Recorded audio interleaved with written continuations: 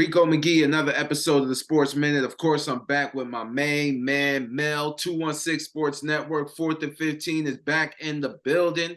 And we got a special episode today because this topic came up earlier this week. Shout out to the Cleveland's Talk Show, Cleveland Sports Show with G. Bush and my man Earl Malden and those guys up there. And we decided to talk about it on this show too. Here's the question. Should the Cleveland Guardians trade for Otani? And I'm going to let my man Mel start us off because I want to hear his take because this is interesting. And I think this would be pretty cool. Mel, I'm going to give it to you, bro. Well, it's only one simple answer to that question. And that answer is, why would you not? He's only owed $10 million this year. That's less than what you're paying Ramirez. That's less than what you're paying Bieber, less than what you're paying Jimenez and Rosario combined. Even if you rent him for the rest of this year, think about where you are as a team. You're in first place leading into the All-Star break, coming out of the All-Star break. You just lost to the Rangers. I don't know how the hell you lose to the Rangers, but it's weird shit going on in Texas anyway. Regardless of that, you're still in first place in the division. And that's the most important part. The only way to make the playoffs is you win the division in baseball. You take care of the division with a highly player 99 rated Otani, ain't no telling what's going to happen next year. Mind you, he also said going into the All-Star break, there is one person on the Guardians roster that he would love to play with. Ramirez. That'd be a nice combo too. It would be. Now, here's the other thing I want people to think about. Not only is the trade worth it, yeah, we got 13 of the top 100 prospects in baseball. They're prospects. We don't know what they're going to turn out to be. Yes, we got the best farm system in all of the major leagues, but if you're looking to make a deep run in the playoffs, possibly a league championship, no less, you got the most versatile player who's about to hit the market. Why would you not? And then think about this. What does it do for Cleveland? They sold out when the Angels came here. Think about that. They sold out when the Angels came to Cleveland.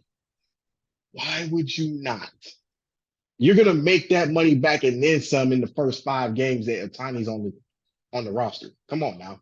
It ain't like he got to transition from one offense to another, like in football. He's one of the top pitchers. I hate to even classify him as a pitcher, but he's one of the top pitchers in the MLB. He's got more home runs than all of the Guardians combined. So if I'm the Dolans and I owned the Guardians, the only question I'm asking my front office is what we got to get rid of to get him here. And then after the season, who knows? He may want to stay. You never know. You never know unless you try. So if you don't try to make a play for him, just cancel just tank the rest of the season, because that's pretty much what you'd be doing if you don't make a play for Otani. Okay. Because that was my biggest thing. It's like Otani is a once-in-a-generation talent. You're not going to find another Otani in this league. So my thing is, if they do come, what would the Guardians be willing to part ways with to get him if, the stars align? Okay, say the stars do align. Here's my list of untouchables. Ramirez, untouchable. Bieber, untouchable. McKenzie, untouchable. Jimenez and Rosario, untouchable. One of the Naylor brothers. I can't say both of them, but one of them is untouchable.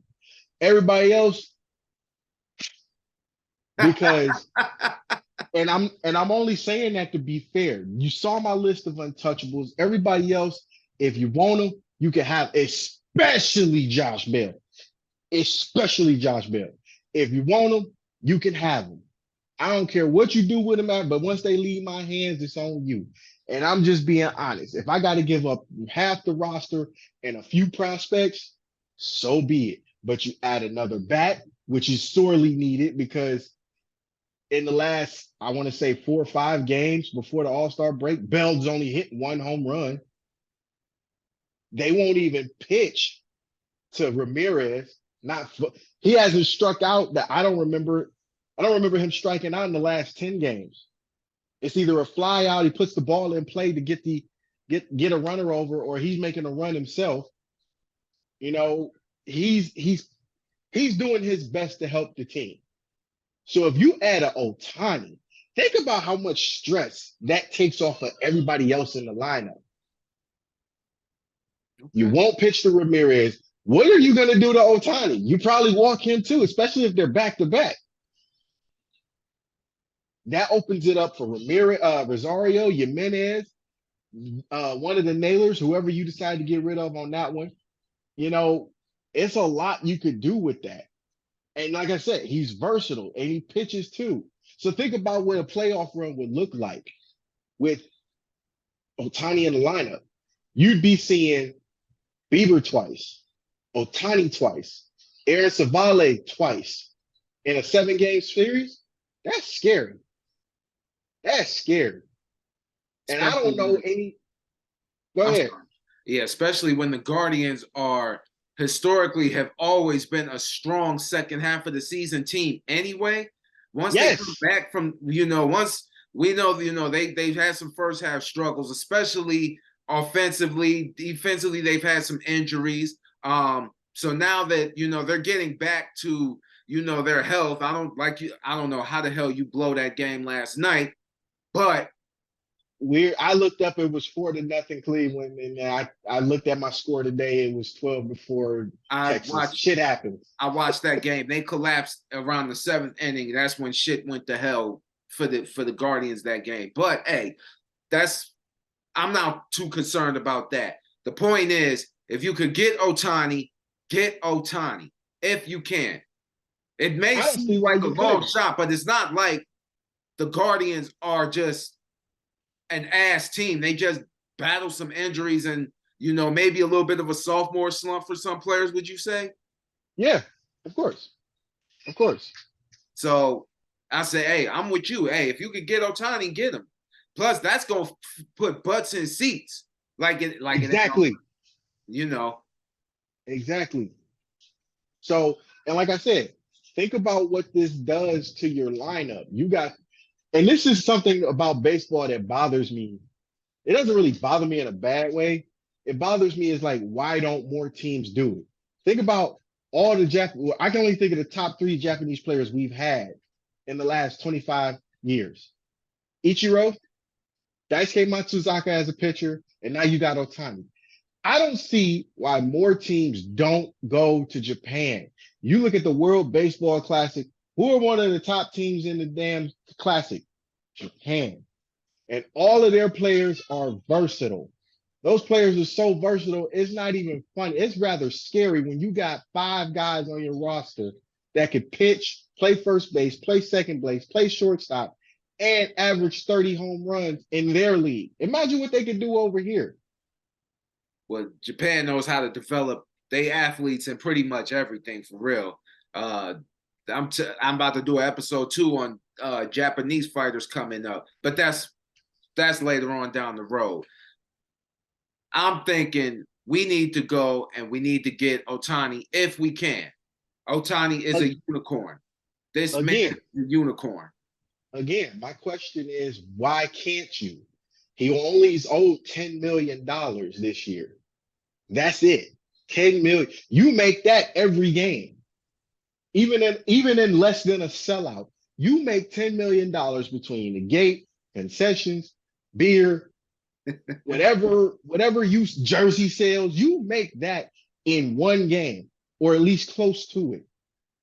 Imagine the money the Dolans would make if Otani's here. The best player in Major League Baseball right now. Imagine what they make if he's here.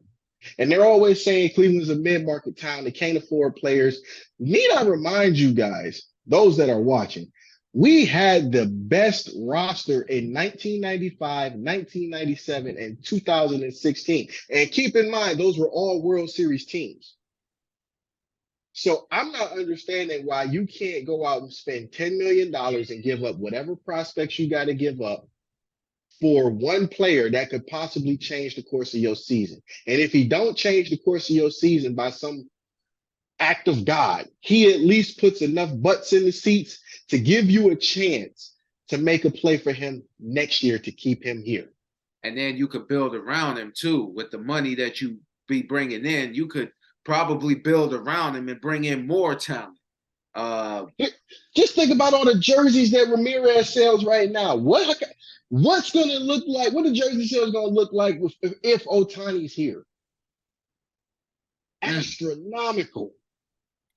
And it ain't been an Indians or Guardians jersey. I'm gonna say both. It ain't been an Indian/Guardians jersey that then sold like Ramirez since Tommy left. I remember that. Tommy, Manny, Albert Bell, Baerga, Kenny Lofton. Look at the money the Jacobs family was making just off those 2 World Series teams. Now imagine what the Dolans would make if they stopped being so bullheaded and say, look, I want to win the championship.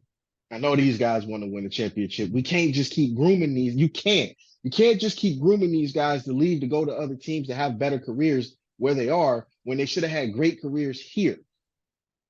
And that's the biggest concern that I have. Well, not historically, but it seems like we let Frankie Lindor walk. I mean, mind you, yeah, Frankie Lindor was one hell of a player. I was kind of upset we let him walk, but we got some pieces back, so I'm not tripping too tough. But the biggest I have is, why is it that it seems like this new front office doesn't want to pay anybody? Because they're scared of the aftermath. And that's my personal opinion. I'm not saying that they are. I'm just going off of past instances where you've had a good team, had a great team, fresh off the World Series, and then you start gutting this team slowly.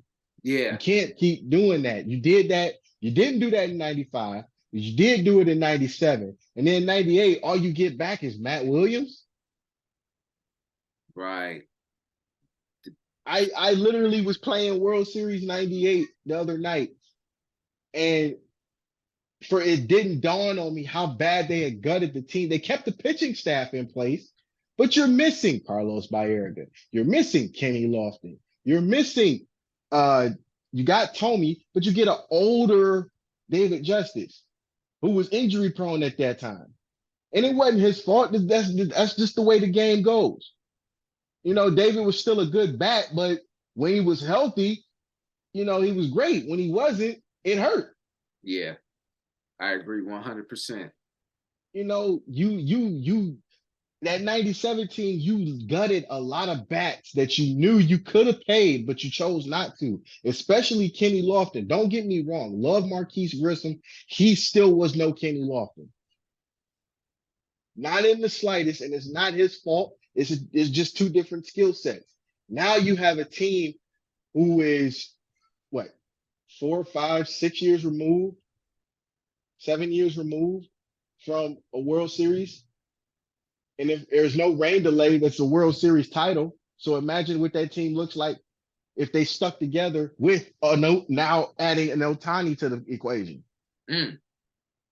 No doubt. You have to. And I'm not saying the Dolans are going to do this. I'm not saying the front office is going to do this. This is my wish list. Get a player is going to attract attention. Get a player other teams are afraid of. Case in point, Justin Verlander. When he's on the mound, people don't even want to go up to bat. No.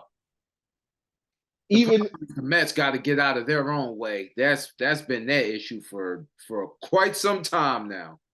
And that's a you thing. Yeah. You brought in Mike Trout to help out with Otani. Keep this in mind too. In the World Baseball Classic this year, who struck out Mike Trout to end the Classic and win the championship? It was Otani. It was Otani. So if Otani, excuse my French on this, but if Otani don't give a fuck about striking out his own teammate, what makes you think he's gonna care about striking out somebody that don't have a Guardians jersey on if he's here? Or smacking a home run, or putting the ball in play, getting on base, driving in runs. This is stuff you guys in the front office of the Guardians got to think about. Think about your fans. Think about how much money you want to bring in. Think about why they keep calling you on ESPN and Fox Sports a mid-market team. You're a mid-market team because you want to be, not because you have to be. Dan Gilbert, from the time he acquired the Cavs, he was selling out. LeBron took a bunch of nobodies to the NBA Finals in 2007. Do you remember Larry Hughes? Do you remember Darius Miles? Do you remember Ira Newble? The only person you remember outside of LeBron is Z, for real. Yeah. And Z had been there through some bad years. When Dan Gilbert comes in, unfortunately, Z's already gone. So now it's just LeBron. LeBron actively was showing and telling him, look, I need you to sell out. If you got me selling out, breaking my back, getting hurt, playing sick, I need you to bring me some help in. He gets Matthew Dellavedova, he gets Kevin Love, he gets Kyrie. This is no different. I go back to another example where an owner in Cleveland sold out. Even though this didn't pan out like he hoped it would, Art Modell breaks the bank to get Andre Rison. Yeah, it didn't work. I already know that. We all saw it. But he was willing to do what needed to be done in order to try and win a championship. The front office of the Indians and the Guardians, need to do the same thing. This is the perfect storm. This is the perfect opportunity. He's right there. You don't have to break the bank on this one. You might got to give up some people, but are those people guaranteed to be great in 4 years? Because that's how long they're going to sit in the minors. Are they? Or are you just, if my job's on, if I was the Dolans, I'd tell everybody in that front office, if we don't make a play for Otani, your job will be on the line. Right. And I'm only saying that nicely, because if I walked into the office, it'd be different words altogether. Because like I said, this is a perfect storm. He's right there. He is right there, and he's cheap. Players like this ain't cheap. Mike Trout wasn't cheap. Mookie Betts wasn't cheap. Mookie Betts ain't cheap. Manny Machado ain't cheap. At least to rent them, they still the Dodgers, not the Dodgers, the Padres and the Angels rented Trout. They're renting Machado and Mookie Betts respectively. It still wasn't cheap. This guy is cheap. Come on, man. Press the button, make the move. We're going to see what the Guardians do, because I'm definitely interested. And when's the trade deadline? Within the next week or so, I believe. Okay, because I was looking. I couldn't remember what day the trade deadline was. Don't judge me for that, people. But at this point, I ain't worried about the deadline. Just try to make the move. And hopefully, I think that's what they're going to try to do, because now they sit at 45 and 46. The Texans, I believe, lead the American League, period. And not the Texans, Lord Jesus. The Texas Rangers lead the American League. Oh, they're gonna, if the Texans keep playing like they did last night, they're gonna win the West. And that Otani has only been to the playoffs, I believe, once or twice since he's been with the Angels. Yeah. The Guardians have been there consistently the last 5 years. Yeah, I agree. A lot of people didn't think they were going to go to the playoffs last year, and they ended up winning. And they won the division. And everybody's mad at the Guardians for winning a crappy division. It's not the Guardians' fault. The division is shitty. It's not. It's not their fault. You can't help Chicago stinking. They get smacked by the Braves last night. Yeah, you can't help the Royals being stinky. Royals ain't been good since they went to the World Series. Yeah, you're right. The Twins, they're so stuck on money moves that they're scared to make a money move because they're afraid they're going to get a cap hit. which is well, not necessarily a cap hit. They're going to be afraid they're going to lose players because they can't afford them. Another mid-market team. See, everybody's looking at this the wrong way.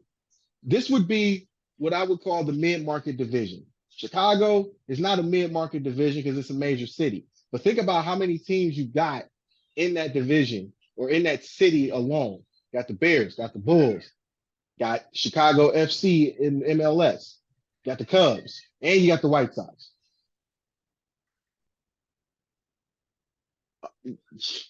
Ain't won a championship since Mike left. You ain't won a championship in baseball since 2016. I forgot you got the Blackhawks, but the Blackhawks ain't what they used to be. Yeah. You got 6 teams in one city. How do you afford to keep players in a market like that? And then, like I said, you got the north side and the south side. The Cubs are on the north side, the White Sox on the south side. How do you afford? You can't compete with the Cubs financially. Yeah. And it's not your fault. And then, like I said, the Twins and the Royals are stuck in money moves. The Royals haven't been good since they won or they went to the World Series. I believe they did win it, but they haven't been back. They haven't been back. The only team that's worth anything and is making, or at least making strides to make moves and has been consistent is the Guardians. So if I'm Otani and I want to make the playoffs, I'm only owed $10 million this year. Give me my $10 million in a trade or something. Because really, truthfully, for people that don't know, when you trade a player, all you're doing is taking the contract and whatever else you offer. So if you're paying $10 million to get Otani for 59 games now, I would do it. And if I'm Otani and I want to make the playoffs, and you telling me I want to play with Ramirez, there you go, right there. Perfect storm. Guardians need to press the button, make the move. Yeah, that would That's be true. That would be very exciting. And I agree with everything you said. I mean, it makes sense. It's, definitely will put butts in seats, man. And then that would be another weapon, especially on the mound, because the Guardians have some really good pitching. I know things say otherwise, but the Guardians have had a very good pitching staff, especially over the last couple of years. And it's going to be really interesting, just to see how that plays out. So, do you have the Guardians winning the division? I mean, I do. Yeah, I do. I believe McKenzie will bounce back from his injury because this is the second time he's been hurt. So I believe he'll bounce back from that. Savali's coming back around. The problem is not our starting rotation. The problem is the relievers and the closers.